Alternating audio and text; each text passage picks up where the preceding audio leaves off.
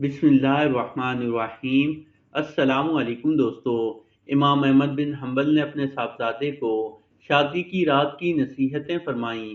हर शादीशुदा मर्द को चाहिए कि इनको गौर से पढ़े और अपनी ज़िंदगी में अमली तौर पर इख्तियार करे।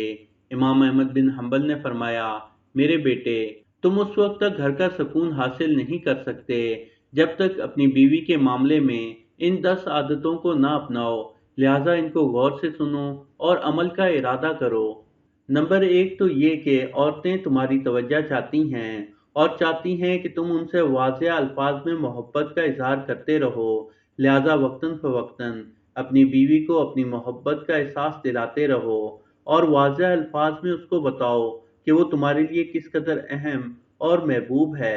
इस गुमान में न रहो कि वो खुद समझ जाएगी।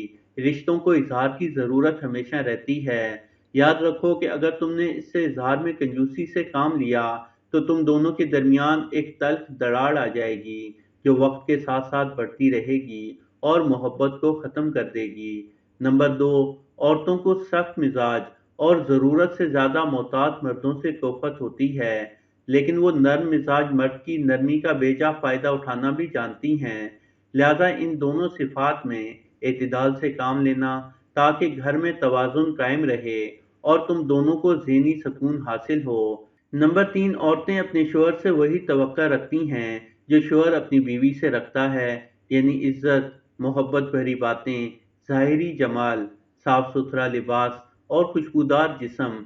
लिहाजा हमेशा इसका ख्याल रखना। नंबर चार, याद रखो, घर की चारदीवारी औरत की सल्तनत है। जब वो वहाँ होती है तो गोया अपनी मुमलिकत के तख्त पर बैठी होती है। इसकी सल्तनत में बेजा मुदाखलत हरगिज न करना और इसका तख्त छीनने की कोशिश न करना।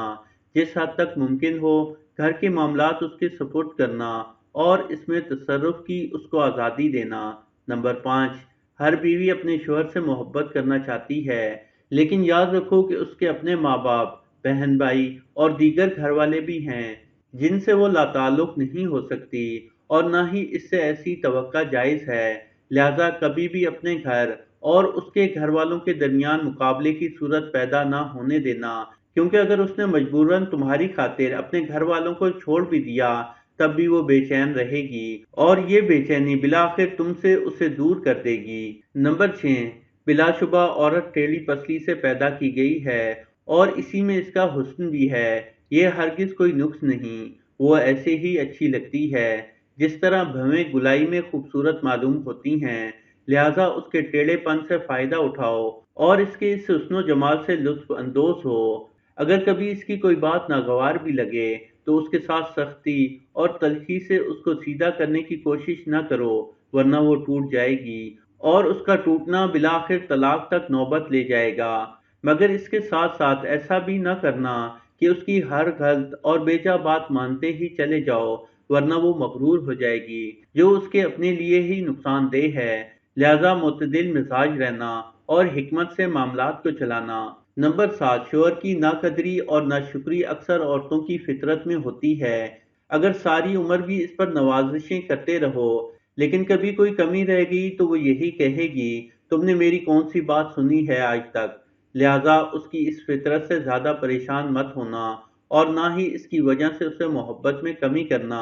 ये एक छोटा सा ऐब है इसके अंदर, लेकिन इसके मुकाबले में उसके अंदर बेशुमार खूबियाँ भी हैं। बस तुम उन पर नज़र रखना और अल्लाह की बंदी समझकर उससे मोहब्बत करते रहना और हकूक़ अदा करते रहना। नंबर 8, हर औरत पर जिस्मानी कमज़ोरी के कुछ अय्याम आते हैं। इन अय्याम में अल्लाह ताला ने उसको इबादत में भी छूट दी है, उसकी नमाजें भी माफ़ कर दी और उसको रोज़ों में भी इस वक्त तक ताख़ीर की इजाज़त दी है जब तक कि वो दोबारा सेहतयाब न हो जाए। बस इन अय्याम में तुम उसके साथ वैसे ही मेहरबान रहना जैसे अल्लाह ताला ने उस पर मेहरबानी की। जिस तरह अल्लाह ताला ने उस पर से इबादत हटा ली, वैसे ही तुम इन अय्याम में उसकी कमज़ोरी का लिहाज रखते हुए उसकी जिम्मेदारियों में कमी कर दो, इसके काम काज में मदद करो और उसके लिए सहूलत पैदा करो। नंबर 9, आखिर में बस ये याद रखो कि तुम्हारी बीवी तुम्हारे पास एक कैदी है जिसके बारे में अल्लाह ताला तुमसे सवाल करेगा। बस उसके साथ इंतहाई रहम करम का मामला करना। तो दोस्तों, ये थी मेरी आज की वीडियो। यकीनन आपको पसंद आई होगी। پسند آنے کی صورت میں اس ویڈیو کو لائک ضرور کریں اور میرا یہ چینل سبسکرائب کرنا مت بھولیں۔ جزاک اللہ۔